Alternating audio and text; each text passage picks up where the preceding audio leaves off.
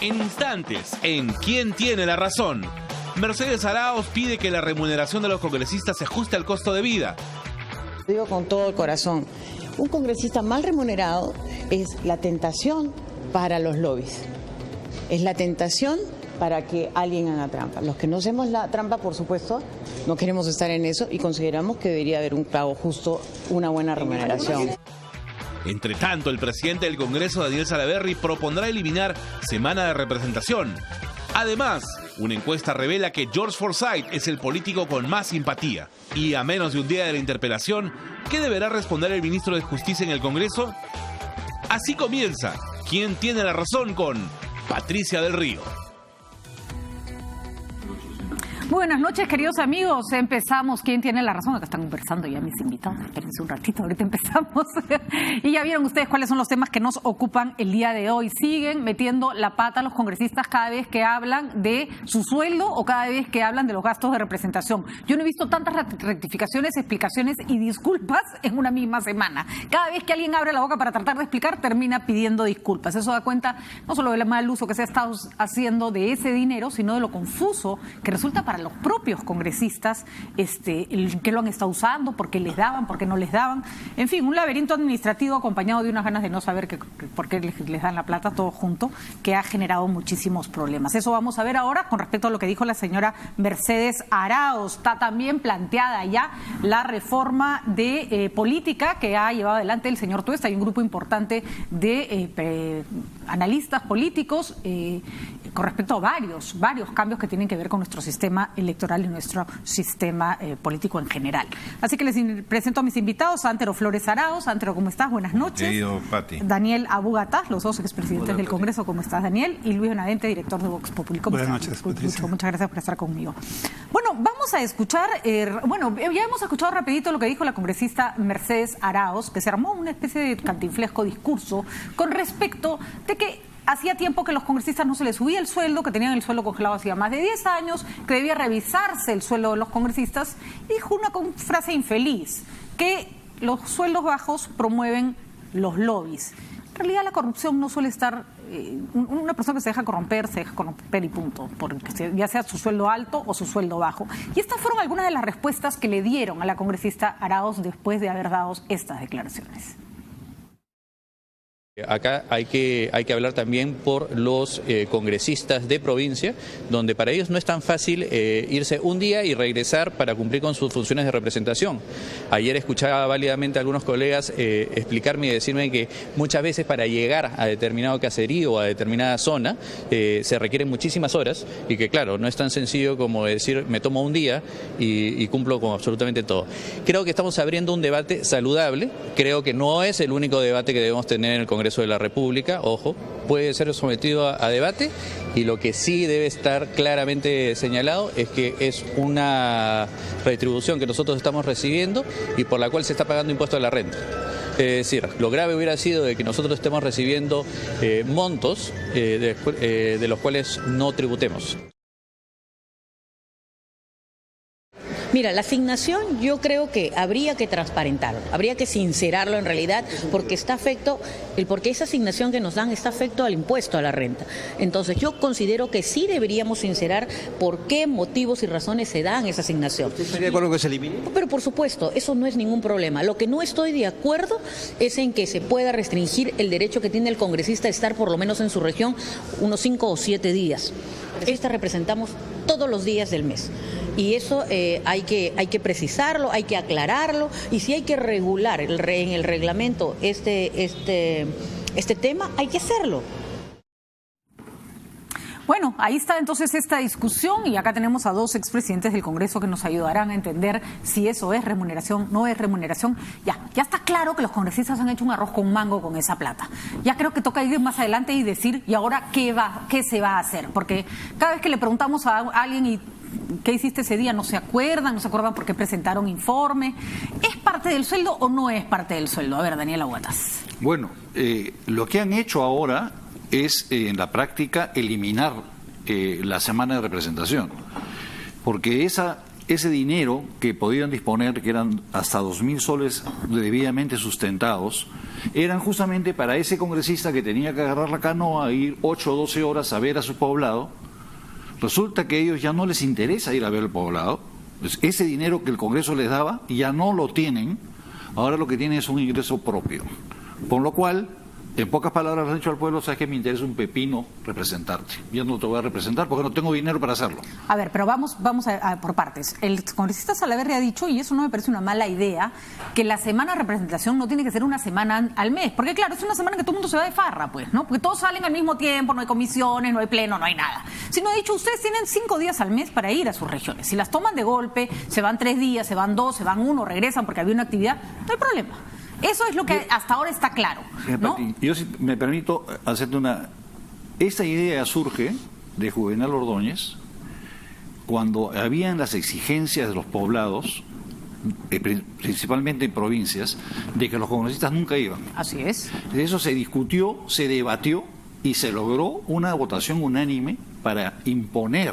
¿Por qué? Porque está en la Constitución la obligación del congresista de representar a la población. A ver, pero Lucho, nuevamente, no se ha sacado la obligación del congresista de ir a provincias. Lo que se ha sacado es que sean 5 días consecutivos y una semana igual para todos. Particularmente no sé por qué el que va a Iquitos tiene que ir el mismo día el que va a Andahuaylas, cuando de repente pues tienen momentos distintos en los que requieren asistencia distinta. Yo no creo que la representación sea cosa de un bloque al mes. Puede ser incluso los fines de semana. Hay un mes que requerirá más representación, más contacto con la población, otro mes menos, ¿no? Eso o requerirá que vayas tal día porque es un evento importante. Exacto. De esa región que justo no coincidía con tu semana de representación y no estabas. Yo creo que hay que crear un mecanismo de control para la representación, pero no con un bloque de 5 días. Y también tengo mis dudas con esa asignación, ¿no? Más aún cuando hemos visto que en varios casos han estado en el Mundial o han estado en otro tipo de actividades, ¿no? Creo que ahí falta transparencia. Ahora, coincido con Daniel en un punto. No se puede eliminar la exigencia de que vayan a sus regiones. Eso no se puede eliminar, porque efectivamente pues ya no van, pues, ¿no? Entonces, ¿para qué se van a tomar el trabajo, no? ¿Se puede mantener la exigencia sin mantener esta fórmula? Mira, mucha gente de provincias trabaja en Lima y tiene contacto con sus provincias, va a ver a su familia, tiene que ir por alguna razón y no tiene una asignación especial. En general, creo que en el Congreso hay muchos privilegios. Recuerda el tema de las canastas, las computadoras que costaban 5.000 soles. Yo me explico, en mi empresa con esa plata se compran 3 computadoras y laptop, ni siquiera de las otras, etcétera, ¿no? Entonces, hay una imagen de exceso de gasto. Los sueldos no son bajos, los sueldos son altos. Y además, no todo va al básico, o sea, no todo está sujeto a las tributaciones, a las contribuciones, a los impuestos, ¿no? Entonces, yo creo que haría falta del Congreso más bien dar una demostración de austeridad institucionalmente y también de los congresistas de dar una mayor demostración. Entonces, de lo mismo. Podemos evaluar el hecho de que la semana de representación no sea una semana tal cual, sino que sean una cantidad de días que se tienen que tomar al mes. Y ¿habría alguna discusión por el congresista que viaja? Te va a decir, perdón, pero yo tengo que ir a Andahuaylas y gasto más plata que el que se queda en Lima, ¿no? O sea, ¿habría alguna diferencia? Y ojo, a ver si no me lo estoy recordando mal, se quitaron los famosos gastos de representación porque eso era un barril sin fondo y el famoso come pollo se fue preso porque se fue a comer pollo porque tú que se hubiera ido a comer perdiz a París, o sea, más o menos esa era su cuenta, ¿no? Entonces, ¿cómo hacemos para que eso que va a significar un gasto de ir a ver a tu región sea un gasto en el cual no se cometan abusos? Porque otra vez vamos a dar marcha atrás y vamos a generar otro problema. Ángelo, si tú fueras presidente del Congreso. Mira, si fuera presidente del Congreso, trataría de buscar una fórmula que sincerara todo. De acuerdo. Y haría la representación en las provincias de donde provienen los parlamentarios muchísimo más lógica. Tú no puedes tener 365 días al año y decir una tercera parte es para legislar, una tercera parte es para controlar y fiscalizar y otra cantidad de días para la representación. Tú estás permanentemente representando, todos los días, en todo momento. 2, legislando. ¿Se puede decir que hay 2 legislaturas ordinarias? Sí, Pero cuando hay receso parlamentario, también preparas proyectos, también hay algunas comisiones que funcionan, preparas dictámenes, solicitas información con el famoso artículo 96 de la Constitución. O sea, estás legislando. Pero además ahí en el receso parlamentario harto tiempo tienen para ir a viajar a sus provincias. Así es, porque reciben sueldo. Está muy bien que haya receso, así funcionan los parlamentos en el mundo, pero justamente tienen esos regímenes para que la gente regrese a sus lugares, escuche, vaya, interactúe, ¿no? Entonces, ¿todo esto qué significa?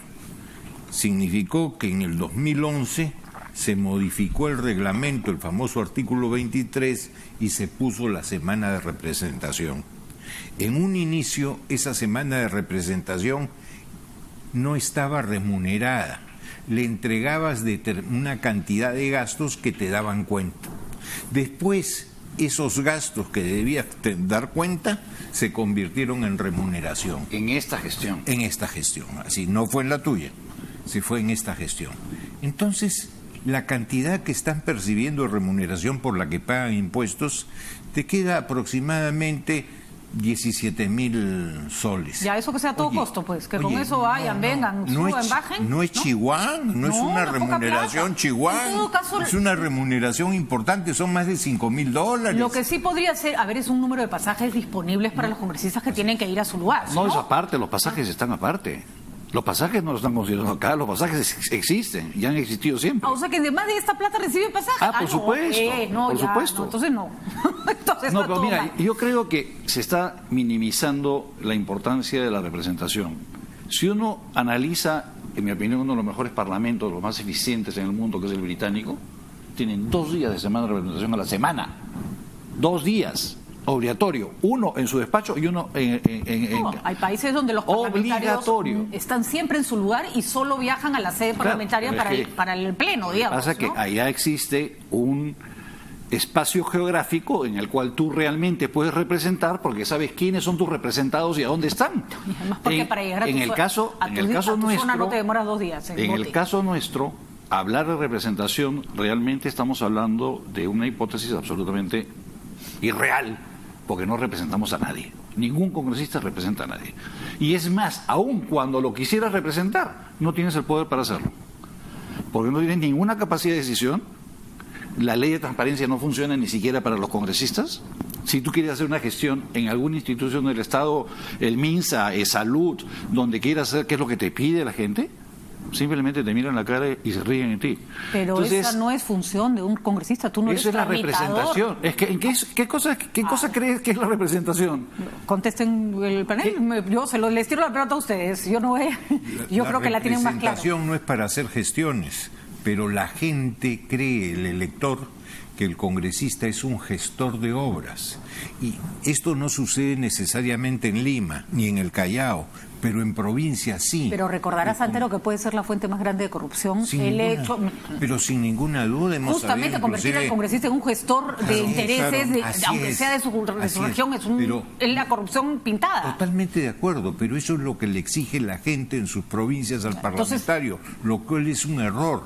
La representación es conversar con los electores, con los ciudadanos, conocer de sus problemas, conocer de sus reclamos, saber cuáles son sus necesidades, cuáles son sus preocupaciones. Pero tienes que saber sus necesidades. Ya sé que necesitas y me siento y los miro. Pero eso es lo que actúas. Pero eso porque no puedes actuar. Pero eso es lo que tú aprobaste cuando yo lo que creo es que eso es lo que dice el artículo 23, inciso F. Pero yo creo que la representación es parte de tu trabajo. No tiene por qué ser un capítulo aparte, con remuneración aparte, con control aparte y todo aparte. Como que a mí me paguen por informar un extra. Extra por informar. Sí, y si vienes para Navidad, Año Nuevo, un doble extra, ¿no? Porque por fiestas, ¿no? No, es parte de tu trabajo venir a cumplir tu trabajo, es tu responsabilidad. Para cualquier profesional pero ahí hay una distorsión en el Congreso. Hay una palabra que está haciéndole mucho daño al Congreso hace décadas, es la palabra privilegios. Todo eso suena a demasiado privilegio. Recuerda, el golpe del 92 era para cuestionar a un Congreso que estaba totalmente cuestionado, valga la redundancia, y al final de cuentas el presupuesto del Congreso que hizo Fujimori fue mucho más alto que cuestionado además por gusto. Yo estuve en ese Congreso. Lo acusaron de corrupción cuando no manejaba dinero. Lo acusaron de obstruccionista cuando le dio facultades delegadas. Mira, para cuánto código había, salvo el de Barras. Pero cuando la política se pauperiza, con eso suele ser el primer golpeado, digamos, Sí. ¿no? Porque además es el lugar Es un donde vas a punching ball. encontrar, pero vas a encontrar además gente que abona. Y por otro lado, abona el la Congreso causa del requiere desacredito. con urgencia recuperar prestigio, recuperar confianza. Entonces, pero- con dinero por representación, con aumento del sueldo, no va a lograr eso. Todo Pero lo Daniel tiene un contrario. punto. La gente pide Sí. cosas. Sí, ¿Qué claro. cosas se le puede satisfacer en un ámbito de representación y cuáles son los límites? Porque tú no le puedes decir, mira, ¿sabes que te voy a traer un puente? Eso no puedes hacer. No, pero Entonces, si viene una comunidad y te dice, tenemos a la gente abandonada y tirada en un hospital en la puerta durante hace 15 días, entonces, acuerdo. como yo no puedo hacer una gestión, me quedo calladito y no voy y toco la puerta del hospital. Eso sí ¿Cómo? puedes No, hacer. pues, Eso sí puedes hacer. de eso estamos hablando. Eso sí puedes No hacer. estamos hablando de gestionar intereses de nadie, estamos hablando de resolver los problemas de la gente que no tiene quien los ayude. Cuando yo he dicho de gestión de obras, es lo que te piden en provincia, porque lo hemos visto. Tú y yo hemos viajado Bueno, muchas eso veces se a lo dejas a provincias. los Becerril, a los Velázquez, Pero ellos se discúlpame. manejan, ellos saben manejar. Pero Justamente lo pide eso, la ¿no? gente. Ahora, pero- Lo otro ahora, son una otras cosa, por favor, gestiones termina, que es termina, Daniel, racionalmente termina. lógicas, ¿no? Eso de privilegios también es un tema que yo creo que se está creando una fantasía al respecto de los privilegios. Yo en mi caso, yo nunca he cobrado un centavo por representación, en 10 años que estoy en el Congreso. Y eso de que el congresista se retira con sueldo, que el congresista se retira con carro, todo eso no existe. O sea, el Inclusive congresista creen tiene su que sueldo. tienen hasta cédula viva. ¿Quién No es tiene así. cédula viva? No, no existe, eso no existe. Yo sigo Entonces, recibiendo 600 pero- soles de la de Pero una personas informadas, AFP. como el señor Benavente, inclusive él, creen que existen estos beneficios, porque le dan y le dan y le dan. No existen. No, yo lo que he existen. visto es las canastas, he visto que hay una remuneración no aparte son del los más básico. austeros, tenemos el Congreso Yo más he caro visto- de la región. Claro, yo Se he visto a los desperdicia congresistas de mucha Finlandia, plata. de Islandia, y viven de una manera muy modesta y no tienen tantos beneficios. Sí, no, yo Y no es creo- contra usted, señora Bogotá, para No, nada, yo a usted no. lo respeto muchísimo. No. Me refiero en general, de una manera genérica. Igual, antes es una persona sumamente Y respetable. Daniel, no tenemos que desestimar un punto que es neurálgico y es complicado. Con esto no estoy diciendo que la gente sea despilfarradora por naturaleza, sino que hay congresistas que vienen de zonas muy pobres y un sueldo de 15.000 soles es un chorro de plata. Por eso cuando Leila Chihuahua dice que no le alcanza, voltean 3/4 partes del Perú, la miran y le dicen, mamita, ¿qué te pasa? ¿No? Por eso cuando la señora Arauz dice, hay que sincerar, hay que subirnos el sueldo porque no nos han subido el sueldo en 10 años, la otra vez 3/4 partes del Perú, voltean y le dicen, señora, arrégleselas con eso que el Ubíquese. Pati, a mí, Ubíquese. a mí me da mucha pena que una iniciativa que ha rendido muchísimos frutos, que es la Semana de Representación, por una sarta de galifardos que convierten un recurso que tenían, lo que necesitaban puntualmente, un dinero, no era que te daban 2.000 soles, no. Tú gastabas, acá está tu factura, previa consulta, así funcionaba. Ahora, 6, 8 personas hacen mal uso, te tiras abajo la Semana de Representación, porque evidentemente, ¿qué cosa va a resultar de esto? La gente ya no, ahora ya es mi ingreso, mi sueldo, ya no tengo que hacer Semana de Representación, se acabó, termina. Porque se va a mantener la obligatoriedad de ir a provincias. Eso sí, No, pero eso puede sí haber se ha un- dicho. puede Eso, haber un pero se va a mantener, mecanismo- pues, Daniel, o sea, Puede haber un mecanismo automático. A ver, el congresista que viene de tales regiones tiene un porcentaje adicional a su sueldo y listo, ni siquiera tendría que rendir cuentas, hacer un sistema más práctico y no perder tiempo en juntar papelitos o en buscar yo recuerdo facturas. yo recuerdo que, y cosas, ¿no? por ejemplo, en un trabajo que estuve, pareció una salida interesante cuando salíamos de viaje y había que rendir cuentas, había gente que hacía tal laberinto con las cuentas que se fijaron viáticos fijos, o sea, viáticos fijos. Que es lo más- Viajas adentro del país, es tanto Exacto. diario, viajas afuera, Eso, es a tanto. eso me Si te refiero, co- un mecanismo si te automático. Sí. Además, Chupar tus viáticos y dormir en la calle es tu problema. Además, O sea, no es problema de la empresa, ¿no? Claro, además Este, hay una serie de gastos que no hay cómo rendir cuenta. Claro. en el Perú sobre todo. En ¿Cómo el Perú sobre rinde todo. cuenta, De un por taxista. ejemplo, en un restaurante de provincia que nunca en su vida ha habido un comprobante de pago? O de una mototaxi ¿Cómo que haces, lleva de un así extremo a es. otro. ¿Cómo ¿no? haces, por ejemplo, con una propina? ¿Cómo haces si vas en tu vehículo? Puedes tener el comprobante de la gasolina, del aceite, lo que quieras, pero ¿no es un gasto también el desgaste del vehículo? Y además La se fija depreciación, claro. un viático nacional y un viático internacional, y si te toca ir a Suiza, te toca ir al país más barato del planeta y ya ves cómo te las arreglas. Ahora, ¿no? sistema Pati, automático. ¿de dónde sale todo esto? De que simplemente se descubrió que algunos parlamentarios estaban en el extranjero, pero recibían esta retribución, que un origen fue viático, sin haber ido, porque no podían estar en dos lados. No, nunca fue viático, por favor, entiendan, nunca fue viático. O sea, habían hasta 2.000 soles previa consulta y previo requerimiento. Sí. Digamos, si yo iba a llevar a un técnico, a un especialista a Huarochirí y tenía que pagarle el pasaje, yo pedía y te daban. Así es, a lo que me refiero es que no era retribución. No era. Cuando lo hacen, así es, pues. Llámalo viático, llámalo lo que quieras. Pero eso, en mi punto de vista, eso es un delito lo que están haciendo. O sea, cuando lo conviertes en retribución y pagas el impuesto a la renta, y es de libre disposición, pero has tenido una remuneración adicional por un trabajo adicional que antes claramente no tenías. Esta discusión es complicada, es tediosa, pero tengo dos preguntas puntuales con respecto... Pati, si me permites, esto hubiera sido solucionable facilísimamente, sin necesidad de todo este escándalo, si hubiera habido una buena fiscalización, una buena auditoría en el Congreso, que te saque, oye usted estuvo en París y no podía estar en Chimbote, así es que lo que le dimos para ir a Chimbote se lo descontamos del próximo mes. Y se acabó el problema. Si tú te pediste viáticos para ir a París, que está muy bien que los pidas, se anula el cheque de representación, se anula, o sea, no te lo giran, ¿no? O sea, en fin, pero el argumento de la señora Arauz, decir necesitamos más plata, nos están pagando poco. A ver, 1, 2, 3, su opinión. Arauz Chihuán ha cambiado su segundo apellido. Arauz Chihuán. Es totalmente inoportuno lo de Arauz, es 100% inoportuno. Entre eso y Techito, que dijo que él no responde por esos gastos, pues Piña. Y además no sé hay una está vieja frase, méritos. Patricia, que es lo políticamente correcto, es políticamente incorrecto. Yo no me explico cómo una persona con tanta experiencia política como la señora Arauz hace esa propuesta. Yo le reitero mi respeto a los dos excongresistas y expresidentes del Congreso que están en la mesa, ¿no? Pero mayoritariamente los congresistas en el Perú tienen un rechazo ciudadano muy grande. En el referendo de hace 3 meses se votó contra ellos, contra el Congreso. Algo que está tan cuestionado, no le vas a dar el premio de una subida de sueldo porque está desactualizado el sueldo, ¿no? Y más aún con el argumento que de esa manera se evita los lobbies. No, pero no olvidemos, que además hay normas de lo que es el incremento de remuneraciones de acuerdo a la ley de presupuesto. Y no está autorizado. Esto es un incremento encubierto. Claro, y eso no es legal. Correcto. Así es. Entonces, de ahí no debió hacerse. No.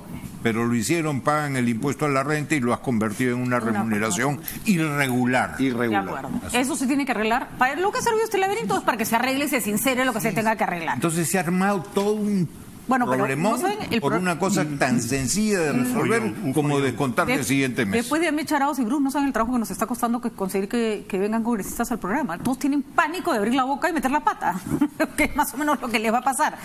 Pero ya debían haberse acostumbrado. Pasemos a otro tema. Lo que pasa es que tener a 2 expresidentes del Congreso para este tema no ayuda.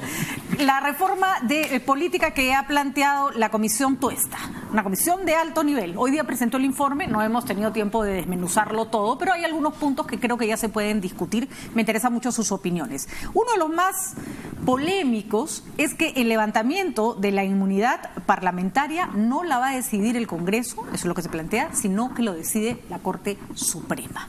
Y ahí han saltado todas las antenas porque la gente dice está introduciéndose o entorpeciendo un poder con otro.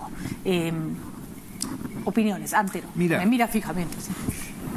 En la práctica había un dicho, otorongo no come otorongo. Yo la primera vez que lo escuché a César Fernández Arce en el Congreso Constituyente.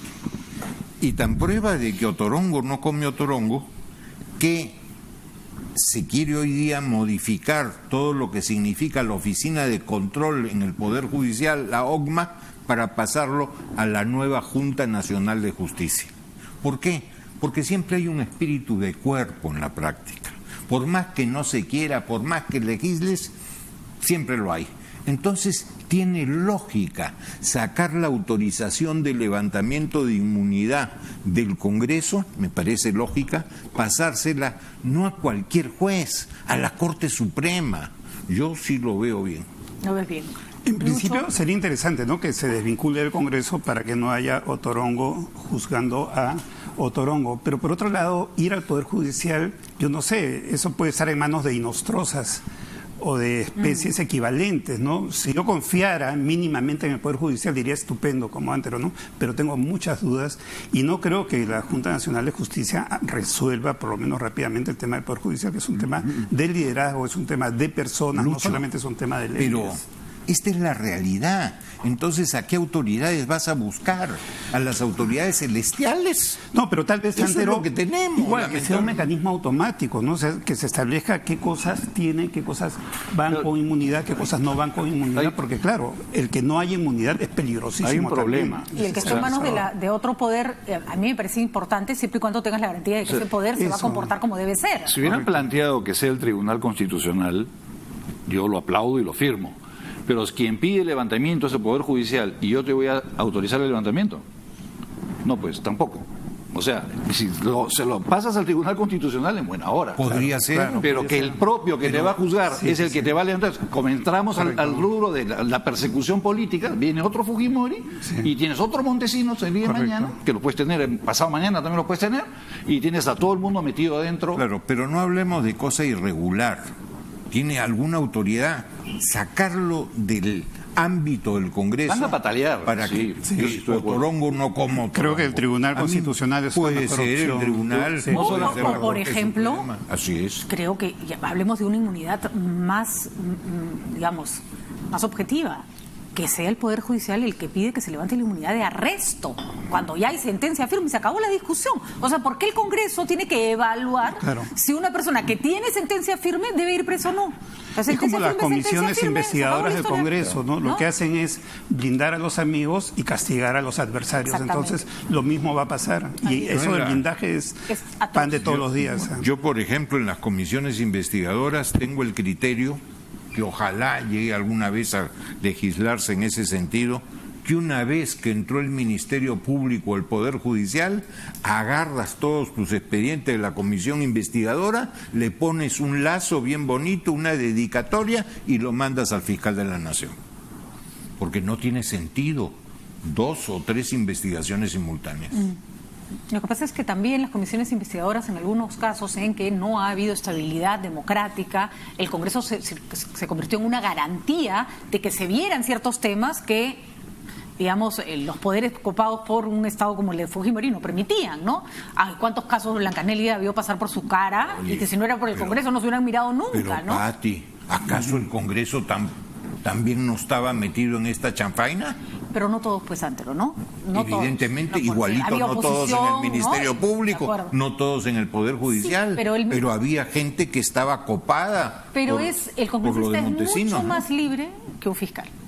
Es Sin mucho ninguna más libre. duda, Mucho pero más libre. también lo había. Y no te olvides que hemos visto parlamentarios ir a la salita de Montesinos y recibir plata. Lo que pasa es que las comisiones... La caída del fujimorismo comenzó por eso. Con Antero, ¿debe haber o no debe haber comisiones investigadoras o investigaciones en el Congreso? Que entiendo que se exceden todos sus límites y que hacen el laberinto. A mí no me gustan en general las comisiones investigadoras del Congreso. Casi siempre cumplen con una regla, lo que decía hace un momento: golpear, castigar a los adversarios políticos y blindar a los amigos y no sé cuánto. Tiene fines y políticos. Además de eso, no sabemos qué cosa, o a veces resulta muy evidente, se está negociando debajo de la mesa para ese blindaje o para ese castigo, ¿no? Acabamos de verlo, el caso de Chávarri, por ejemplo, era blindado de una manera, yo creo, Pero, excesiva, por ejemplo, notoria. yo sí creo que el caso de los indultos firmados durante el gobierno de García merecían ser investigados y no se investigaron salvo en el Congreso. O sea, no... Y incluso ahí hubo un intento del Poder Judicial de parar al Congreso, del Poder Judicial de parar al Congreso. Entonces, no siempre el Poder Judicial va a hacer su trabajo tampoco, no siempre. Todos son humanos y la obra humana es imperfecta.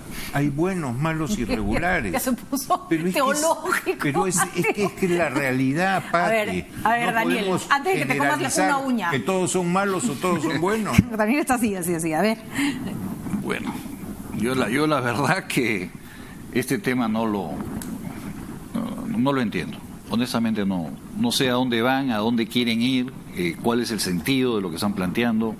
No. Con lo de la reforma política en general. Sí, en general. Sí, Ahora, hay otros aspectos que sí me parece que son importantes. Por ejemplo, no puede postular a una curul al Congreso una persona que tenga una sentencia en primera instancia, para evitar que el Congreso se convierta en lo que se ha convertido, en una suerte de espacio a donde va ese que sabe que va a terminar condenado para ganar una serie de años y que la inmunidad lo proteja, ¿no? Pati, a mí, la verdad que no sabía que había salido esto. A mí me preocupa, digamos, que lo más saltante el día de hoy es la inmunidad parlamentaria. En una situación donde un país, donde el presidente de la República, que tiene un Ministerio de Justicia con 500 empleados, tiene que contratar a 7 personas para hacer una propuesta de ley. Esa es la realidad del país el día de hoy. Entonces, ¿cuál me parece? ¿Para qué está el Ministerio de Justicia? Hagamos las comisiones, que hagan las propuestas al presidente de la República, porque estamos votando, así como estamos votando un montón de dinero en el Congreso de la República, ¿para qué tenemos un Ministerio de Justicia? ¿Para qué sirve? Si no puede ni siquiera hacer una propuesta política. Peor, te cuento. En el mes de febrero, el mes pasado, había una reunión de del Sistema Interamericano de Derechos Humanos, de la Comisión, en Sucre, en que se han presentado una serie de ONGs y personas del Perú a pedir y prácticamente hacer apología al terrorismo, pedir la salida de Abimael Guzmán, etcétera, y el procurador supranacional, dependiendo del Ministerio de Justicia, no fue. Nadie del Perú estuvo allí. Una vergüenza, no sirve para nada. Ya, pero nos podemos centrar un poquito en este tema que es importante. Sí, es que es tan importante que a mí me preocupa que la propia composición de gente muy honorable, por supuesto, pero estamos hablando de académicos, estamos hablando de teóricos, gente que no conoce lo que es, gente que no ha tenido ni siquiera una vida partidaria. Voy a defender a algunos. No, pues no, yo Fernando, lo respeto. De la OMPE. Milagros Campos, poca gente sabe tanto del manejo parlamentario y político como Milagros Campos. La conozco muy bien a Milagros. Un asesor en el Congreso de primer nivel. Gracias, Andrés. Pero está bien. ¿Podemos decir que es una teórica? Claro. No hay forma, pues, Daniel. No todo. Vamos. Académica, es lo que estoy diciendo. Habría que discutir las propuestas, ¿no? Habría que discutir las propuestas más que... sabe tanto del manejo del Congreso como ella. Eso no tiene nada de académico y de teórico. No habrá sido candidata, no habrá estado en cargo político, pero lo conoce, ha estado muy cerca de los parlamentarios. A ver, ¿a quién llamas antro cuando tienes una duda de cómo funciona el Congreso? ¿A Mil Campos, pues? A dos. O a Milagros o a Delgado Gembes. De acuerdo. Será medio loquibambia, pero es un trome. O a trome. José Eliche cuando se trata de un tema de manejo de... O sea, no. Y a Hugo Rovira. O sea, entiendo los reparos, pero... O sea, sí, tú puedes llamar a un mecánico para que te explique cómo funciona un motor, ¿no es cierto? ¿Pero un mecánico te va a diseñar un motor? No. Entonces, ¿a quién llamamos? O sea, tienes que llamar a la gente que tiene experiencia. Por ejemplo. El señor Antero Flores Arauz, por ejemplo. O sea, el señor Antero Flores Arauz... Tiene muchísimo que decir de reforma política. No hay un solo... Y Fernando Tuesta no. ¿Ah? Y Fernando Tuesta no. Que ha manejado el organismo electoral... También Fernando Tuesta. Yo lo que te digo que hay un sesgo donde no se ha tomado en cuenta a gente muy valiosa que hay en el país, que tiene mucho que decir y mucho que aportar para la reforma política verdadera. ¿Y cuál es el sesgo? Para entender, porque... En mi opinión son académicos. En mi opinión son académicos que van a hacer una propuesta que va a quedar... Luis Benavente, académico, responda. Es un tema, el Perú demanda, exige, requiere con urgencia reformas políticas, reformas electorales, ¿no? Y van pasando 2 años y avanzamos muy poco en este tema. A ver, el presidente, dentro de su lógica del año pasado populista, de sintonizar, etcétera, etcétera, la que hemos conversado varias veces, optó por el referendo y dijo, bueno, una comisión para que haga propuestas. Bueno, ya escogió esa alternativa, está dentro de su margen de juego, pero es un tema que entra a discusión, que entra a debate. Hay que escuchar ahora al Congreso, hay que escuchar a los académicos, hay que escuchar a los especialistas, además, a las instituciones. Además, esto se traduce en proyectos de ley que se van a discutir en el Congreso, que efectivamente ahí entrarán todos los que tienen algo que decir, ¿no? Y esto lleva a un debate nacional amplio, ¿no? Al final de cuentas, ¿de dónde viene la propuesta? ¿Será ¿a dónde se genera un debate nacional amplio? Bueno, ¿en qué escenario un debate nacional amplio? No, pero acá estamos discutiendo, estamos debatiendo. Podemos hablar, podemos decir, pero que eso tenga alguna consecuencia, lo que vamos a decir nosotros, no tiene ninguna consecuencia. Al final de cuentas, eso acaba el Congreso, ¿no? Es un tema que... ¿Y en manos de quién lo estás dejando? De la gente que estamos criticando hace 2 años. Y la gente que ha venido criticando como están los últimos 15 años. Pero ¿Dónde está eso- la reforma? ¿De dónde viene la reforma? Eso va al Congreso, ¿no?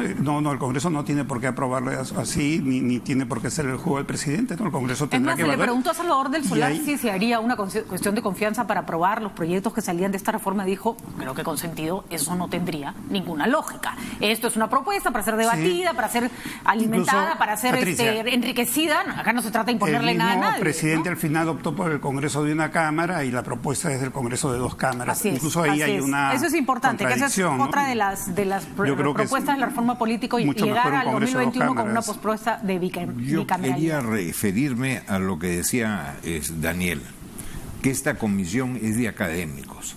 Es verdad que la mayoría son académicos. Varias yo no los conocían, ni siquiera sabía de su existencia. Pero ¿no es mejor que de inicio salgan las cosas bien para no rectificar? ¿No es verdad que a veces adicionalmente a lo académico, a lo teórico, necesitas también el diario vivir, la experiencia, etcétera, que te hace sentir muchas veces, oye, eso suena muy bonito, pero no es práctico, no funciona?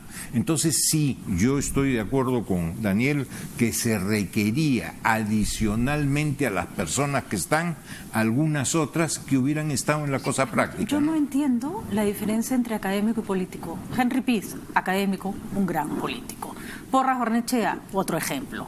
Víctor Raúl Aya de la Torre, otro ejemplo. Sí, Los Antero. mejores Pero eran políticos. políticos. Antero es un gran Los académico. mejores- Los mejores políticos han sido Estás equivocado, académicos. Pero eso no Patricia, lo- estás equivocada. Pero eso no está en Un la político comisión. que era académico. Es un político. O sea, la esencia de PiS era un político. O sea, tú no vas a discutir. Desde la universidad. Perdón, yo no voy a discutir. Pregúntale a los de la Católica si Piz era un Es mi político o era un profesor. académico. También mío. Por eso. ¿no? A lo que voy es que no son incompatibles, Daniel. Nadie dice, lo único que no estoy decimos pidiendo- que sean incompatibles, pero necesitas. Esta gente que has hablado y que has señalado eran las dos cosas, académicos y políticos. Acá no se ve en esa comisión, por más pergaminos que tengan. Antero, pero una Necesitabas cosa- algo pero si les- adicional. No Pero crees sí, que si ya está la comisión, Ya está, si pues. ya hay un documento, entremos a las propuestas? Podemos estar Hay de que acuerdo, en entrar, pero desacuerdo, por algunas supuesto. irán, otras no irán, pero ya no importa de dónde vienen a estas No, alturas. además yo, la verdad que Pero es que no llegan tampoco. sí creo, no, si ya las han presentado hoy en conferencia de Hoy prensa, día las las han estamos presentado. No, digo, o sea, las demás propuestas no llegan. O sea, llegarán las que planteen los congresistas y punto. Ahora, El acuerdo no, pero lo que nacional. pasa es que ya he escuchado esta crítica varias veces y sí creo que un gran favor le haría la academia a nuestro país si se involucrara en la política. Que el gran divorcio entre la academia y la política es lo que ha provocado Así es. la pauperización de la Pero política. que se involucren en la política, sí, Por eso. no de afuera. Entonces, cuando se involucran, Claro. no los pateen, pues. O No. sea, cuando vienen a involucrarse en la política, Pero a esto trabajar. no es un ellos no se están involucrando en la política, ellos están haciendo una propuesta teórica de acuerdo a su buen saber, gente muy notable, todo lo que quieras. Y eso no lo estamos discutiendo. Lo que estamos discutiendo es que es la urgencia de la reforma política, que no la va a hacer el Congreso de la República. Este Congreso no va a cambiar lo que tiene que cambiar. La formación de los partidos políticos, el voto preferencial. Cosas que son elementales para poder tener un Perú diferente a partir del año 2021. Eso no lo va a hacer este Congreso. Muy bien. Bueno, vamos a ver quién lo hace. Entonces, por lo menos hay una propuesta dando vueltas, hay que analizarla. Eso sí, la vamos a desmenuzar después. Acaba de salir el día de hoy. Es un documento gruesísimo que hemos mirado 400 todavía y pico solo el de resumen páginas. o ejecutivo.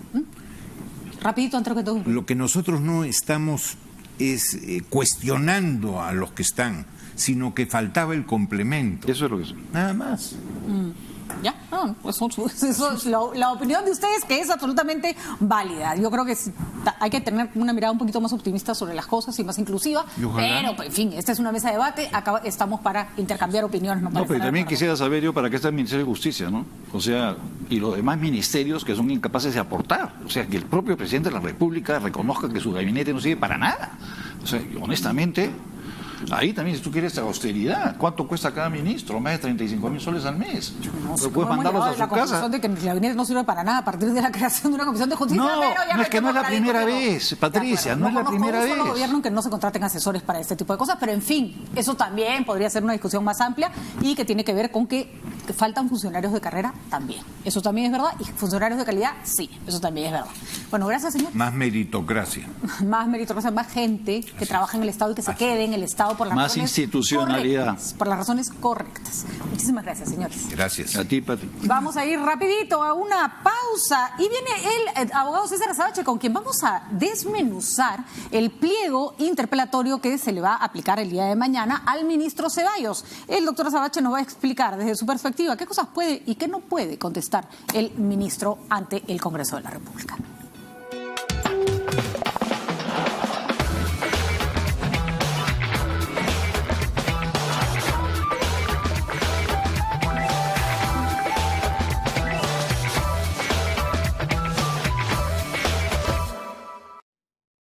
Del 18 al 20 de marzo, aprovecha super ofertas en destinos de Estados Unidos. Vuela directo a Miami desde $499 pagando con tarjetas Diners exclusivo a Despegar.com. Viajar es posible. El set se complica para Perú y el entrenador pide tiempo. Tranquilo. Doctor, vas bien, pero anticípate más y declara tus impuestos como independiente. Chef, quiero ver tu salto emprendedor. Armando y cumpliendo. Empresa grande. ¿Se puede dar la talla? ¡Sí, se puede! Vamos, señores, que este partido lo ganamos todos. ¡A la UNP! ¡Perú! Somos un mismo equipo. Aportemos lo que nos corresponde. Independientes, gran empresa y emprendedores. Declara y paga renta 2018. SUNAT, el Perú primero. Del 18 al 20 de marzo, aprovecha super ofertas en destinos de Estados Unidos. Vuela directo a Miami desde $499 pagando con tarjetas Diners exclusivo a Despegar.com. Viajar es posible. Después de una gira exitosa, llega a Lima por primera vez la exposición cultural alternativa que te introduce a la obra magistral de Quino, El Mundo Según Mafalda. Desde el 15 de marzo hasta el 14 de abril en el Jockey Plaza. El recorrido invita a grandes y chicos a sumergirse en un periodo de la historia de la niña más popular de Argentina. Compra ya tus entradas en Teletique de Bonimetro desde 17 soles. Capacidad limitada. Una experiencia de Nardos Producciones. Del 18 al 20 de marzo, aprovecha super ofertas en destinos de Estados Unidos. Vuela directo a Miami desde $499 pagando con tarjetas Diners exclusivo a Despegar.com. Viajar es posible. Otro año, lleno de retos y trabajo. Ha sido duro, pero el negocio va quedando listo para la campaña. Porque con tal de sacar adelante a mi familia, todo este esfuerzo vale la pena. Y en mi camino siempre está Caja Arequipa, que me acompaña y me da un crédito al toque para poder estar preparada para la campaña escolar. Y a mis clientes también, para que puedan afrontar sus gastos escolares con tranquilidad. Sabemos por qué chambeas. Caja Arequipa, impulsando tu bienestar. Del 18 al 20 de marzo, aprovecha super ofertas en destinos de Estados Unidos. Vuela directo a Miami desde $499 pagando con tarjetas Diners exclusivo a Despegar.com. Viajar es posible. Esta noche a las 9, nada está dicho. A un mes del interrogatorio a Jorge Barata, el coordinador del caso Lavajato, Rafael Vela, asegura que el acuerdo con Odebrecht viene dando sus frutos, pero considera que la interpelación al ministro Vicente Ceballos puede ser una injerencia de carácter político. No se pierda a Rafael Vela esta noche en Nada está dicho, a las 9, por RPP Televisión.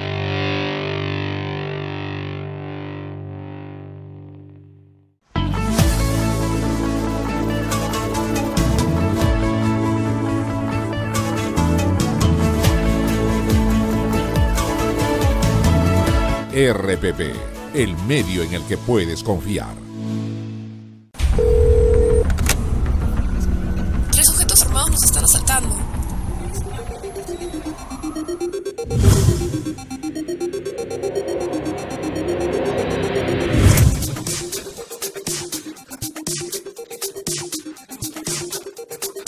Cuando estés lejos de sentirte seguro, contacta al Rotafono, la línea de ayuda más efectiva.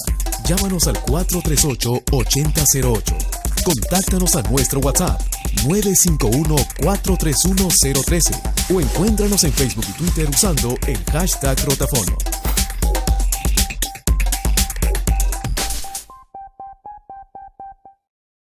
¿Sabes cuál es la película más taquillera? ¿Qué obras de teatro están en tarima? ¿Los museos que puedes visitar? Eso y mucho más en Primera Fila. Películas en cartelera, canciones del momento, exposiciones de arte. funciones de teatro. Con nosotros siempre estarás en primera fila, de lunes a viernes a la 1:30 de la tarde por RPP Televisión. Esta noche a las 9, nada está dicho. A un mes del interrogatorio a Jorge Barata, el coordinador del caso Lavajato, Rafael Vela, asegura que el acuerdo con Odebrecht viene dando sus frutos, pero considera que la interpelación al ministro Vicente Ceballos puede ser una injerencia de carácter político. No se pierda a Rafael Vela esta noche en Nada está dicho, a las 9, por RPP Televisión.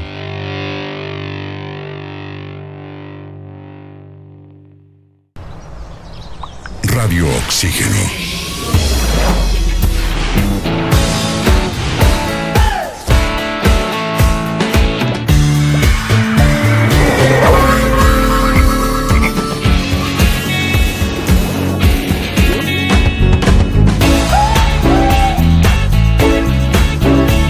Vemos el mundo diferente porque respiramos música. Radio Oxígeno. Clásicos del rock and pop.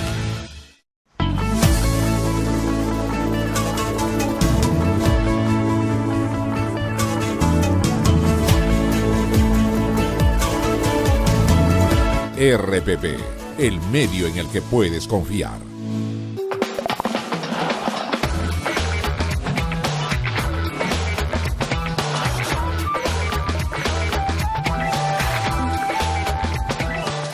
Mañana se interpela al ministro de Justicia, Vicente Ceballos, y el congresista, el abogado César Azabache está con nosotros.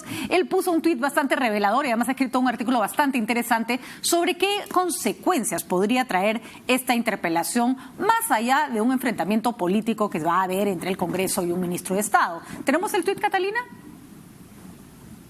Ahí va, dice Catalina, ahí está. El objetivo de esta semana no parece ser el ministro Ceballos, sino derogar la ley que permite a empresas reconocer delitos y cooperar con la justicia. Entonces, solo estamos discutiendo Odebrecht porque las reparaciones que Odebrecht deberá pagar aún no terminan de acordarse. César Azabache, tenemos su tuit y lo tenemos acá en persona. César, buenas noches. Muy buenas noches. Bueno, ese es el temor, que esta interpelación que tiene todo un cariz de control político en realidad sea un pretexto para abrirle la puerta a la derogatoria de la ley que ha permitido hacer y llegar a los acuerdos a los que todavía no se termina de llegar, como bien señalas en tu tuit. Sí, digamos, hay que comenzar en orden. Es posible que tengamos que reconocer que la ley es perfectible, toda ley lo es, más cuando se mueve en las pantanosas arenas de la novedad, ¿verdad? Este esquema que lanzó originalmente el decreto de urgencia 003 y normalizó la ley es uno muy complejo, que podemos comentar y que hay que detenerse para comprenderlo bien, pero que no parece estar en realidad en el texto de la interpelación.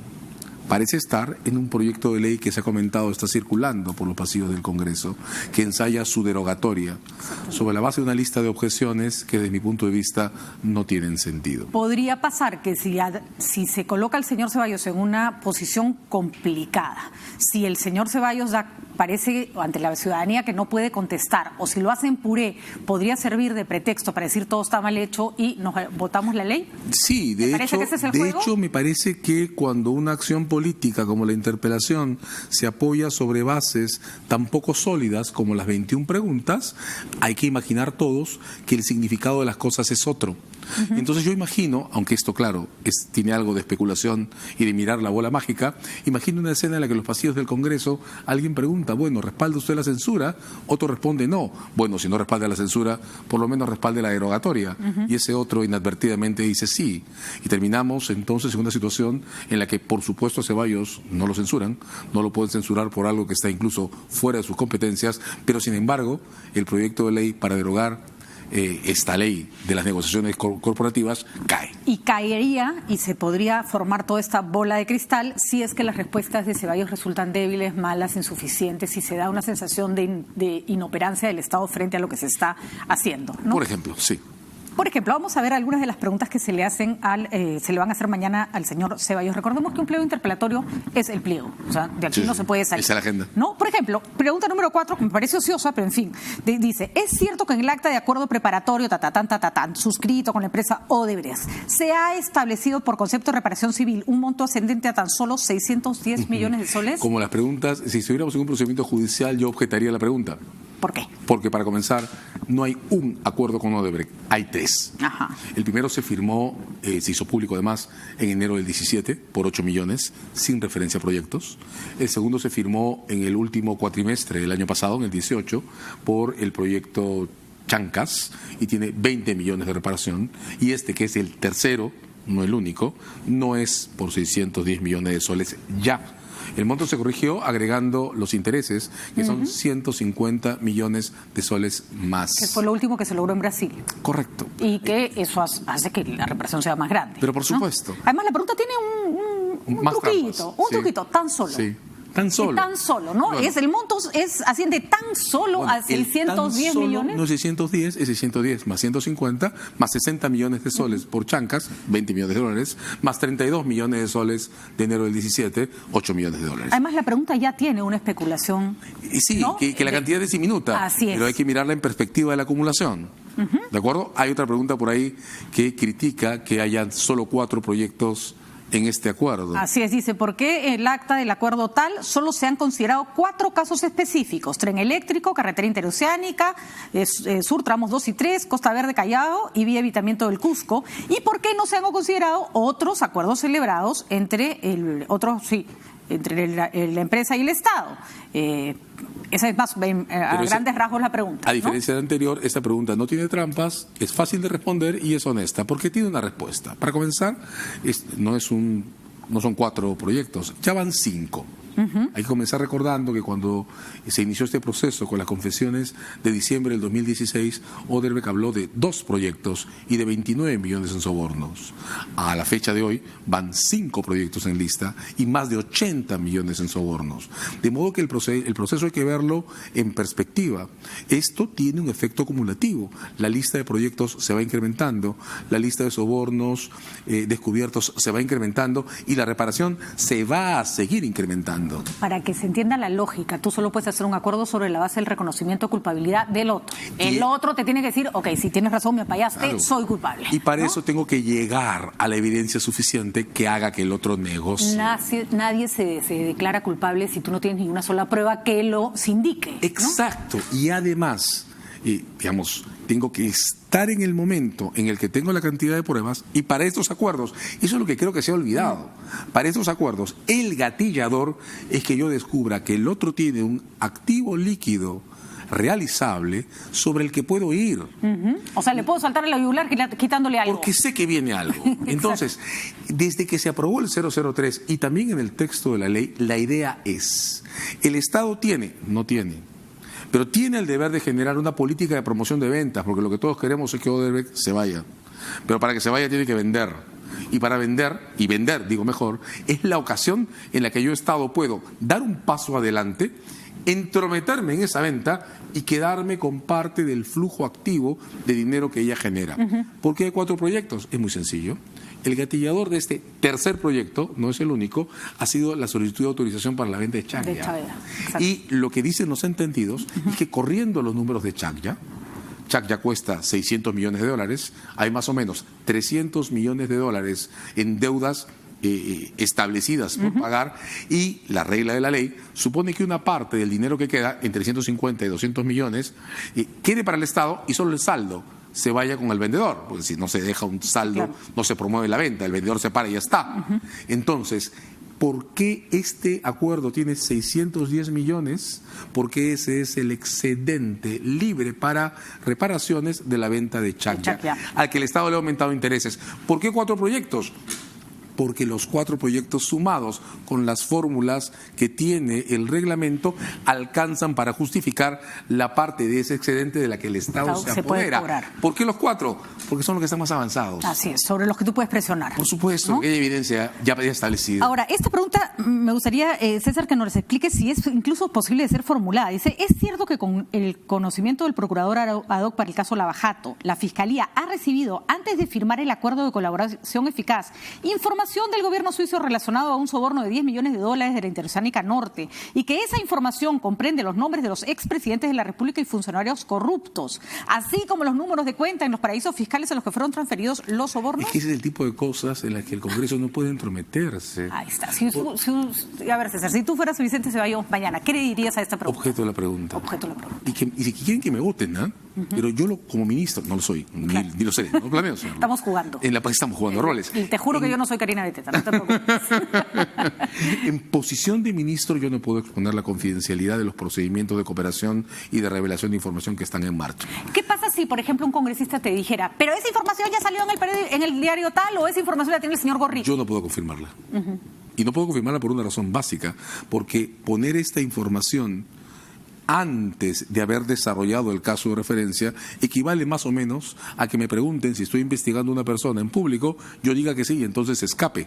O sea, el trascendido que puede haber en prensa no es una razón para que el ministro declare eso en el Congreso. En absoluto. La razón principal del ministro, que además es el responsable político, no legal, de estos procesos, es no interferir con su desarrollo.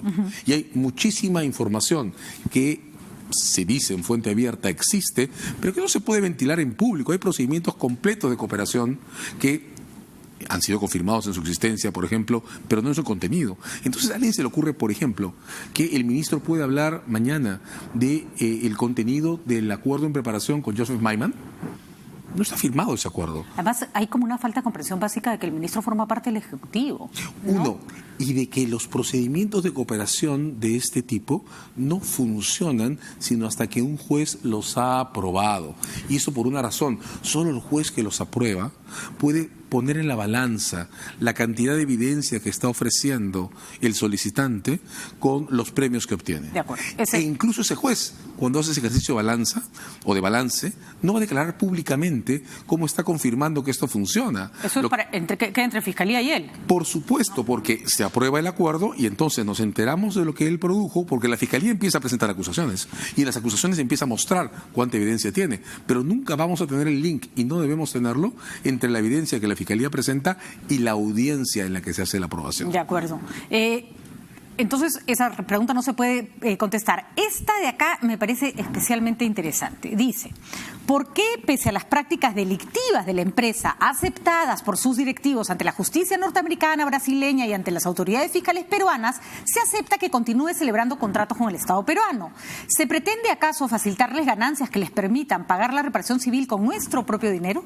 Ya, ahí hay, digamos, de nuevo, si estuviéramos en un procedimiento judicial, yo objetaría esa pregunta porque tiene 3 componentes diferentes mezclados con varias afirmaciones de hecho.